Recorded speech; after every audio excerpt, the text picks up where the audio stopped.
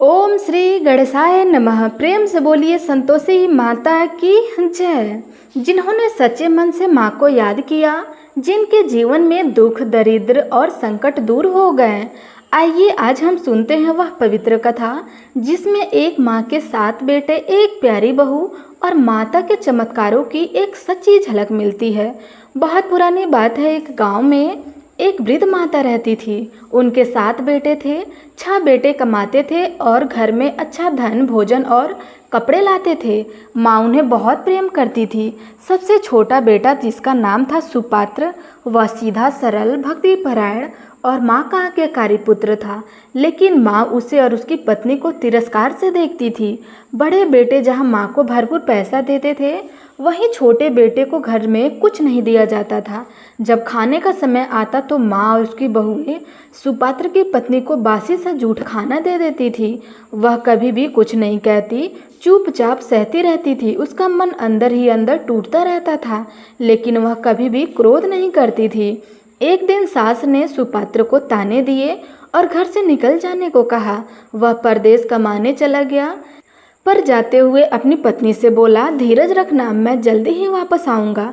पति के जाते ही सास और जेठानी का अत्याचार और बढ़ गया।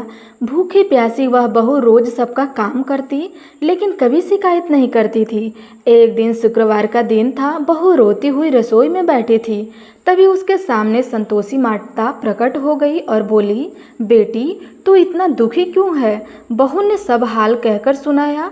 माँ बोली, तू मेरे नाम से शुक्रवार का व्रत कर, सच्चे मन से पूजा कर, 16 शुक्रवार तक उपवास रख और मेरे भोग में केवल गुड़ और चना अर्पित कर। खट्टा मत खाना और ना ही क्रोध करना।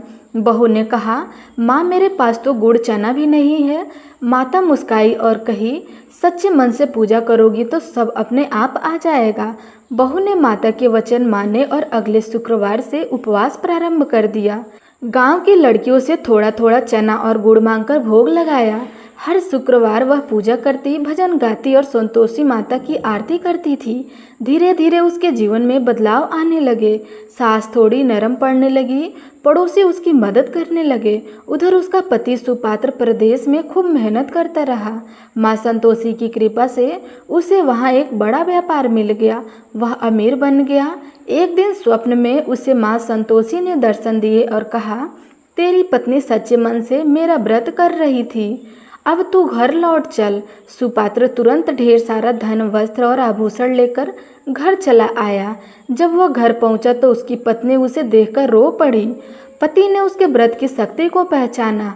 अब वे दोनों हर शुक्रवार माता की पूजा करने लगे। परंतु एक बार उसकी सास ने माता को खट्टा भोजन अर्पण कर दिया, जिससे क्रोधित होकर माता ने उसके घर में सुख समृद्धि को हटा दिया। जब गलती का एहसास हुआ तो सास और सारे घर वाले ने क्षमा मांगी, व्रत किया और श्रद्धा भाव से गुड़ चना चढ़ाया। अब घर में सुख शांति और धन की वर्षा हुई। 6 बड़े भाई जो पहले ईर्ष्या करते थे, अब छोटे भाई की भक्ति से प्रभावित हो गए। बहू की गोद भर गई। संतोषी माता की कृपा से उनका जीवन संतोष, प्रेम और सुखमय से भर गया। जो भी श्रद्धा से शुक्रवार को संतोषी माता का व्रत करता है, 16 शुक्रवार पूरा करता है, गुड़ चना चढ़ाता है, वह जीवन में कभी असंतोष या दरिद्रता नहीं देखता। माँ संतोषी उस पर सदा अपनी कृपा बनाए रखती है। प्रेम से बोलिए संतोषी माता की जय। प्रिय भक्तजनों, अब आप सुनिए संतोषी माता की दूसरी कथा। एक गांव में एक ब्राह्मण रहता था। वह बहुत ही गरीब था। उसकी एक बेटी भी थी जिसका नाम था सुशीला। सुशीला बचपन से ही धार्मिक प्रवृत्ति की थी। हर देवी देवता की पूजा करती थी, भजन गाती और माता पिता की सेवा करती थी। उसके विवाह के समय उसके पिता ने बहुत मुश्किलों से थोड़ा बहुत दहेज जुटाया और उसे एक अच्छे ब्राह्मण परिवार में विवाह के लिए भेज दिया। ससुराल में सास अत्याचारी थी और पति बेरोजगार था। सुशीला को हर दिन जाते ताने सुनने पड़ते थे। उसे ठीक से खाना भी नहीं मिलता था और कभी कभी तो वह भूखी ही सो जाती थी। एक दिन वह बड़ी दुखी होकर के मंदिर में बैठ गई और रोने लगी। उसी रात उसे स्वप्न में संतोषी माता के दर्शन हुए। माता ने कहा, बेटी, तू चिंता मत कर, शुक्रवार को मेरा व्रत कर, भोग में केवल गुड़ और चने अर्पित कर, खट्टा मत खाना और व्रत वाले दिन क्रोध मत से बचना। 16 शुक्रवार तक नियम से यह व्रत कर फिर देख चमत्कार होगा। सुशीला ने व्रत करने का निश्चय किया। अब हर शुक्रवार को वह सुबह उठ करके स्नान करती, माँ की पूजा करती और गुड़ चना अर्पित करती। उसके पास धन नहीं था तो वह पड़ोस की महिला से थोड़ा थोड़ा गुड़ चना मांगती थी। कुछ महिलाएं उसका मजाक उड़ाती, लेकिन वह सब सहती रहती थी। कुछ ही समय में चमत्कार दिखने लगा। उसका पति अचानक एक जगह नौकरी पा गया। घर में धन संपत्ति आने लगी। सास भी अब उसे सम्मान देने लगी। सुशीला की गोद भी भर गई और उसका जीवन सुखमय हो गया। 16वें शुक्रवार को सुशीला ने उपवास पूरा होने पर भोजन का आयोजन किया। उसके पास पड़ोस की महिलाओं को बुलाया और गुड़ चना का भोग बनवाया, लेकिन एक स्त्री ने जानबूझकर उसमें नींबू डाल दिया, यानी खट्टा पदार्थ। उसके बाद सुशीला के घर में फिर से संकट आ गया। पति की नौकरी चली गई, बच्चा बीमार हो गया और धन हानि होने लगी। वह रोती हुई माता के मंदिर गई। माता ने स्वप्न में कहा, बेटी तेरा व्रत सफल था, लेकिन उद्यापन में खट्टा पदार्थ आ गया। अब फिर से नियम पूर्वक 3 शुक्रवार तक पूजा कर और शुद्धता का ध्यान रखना।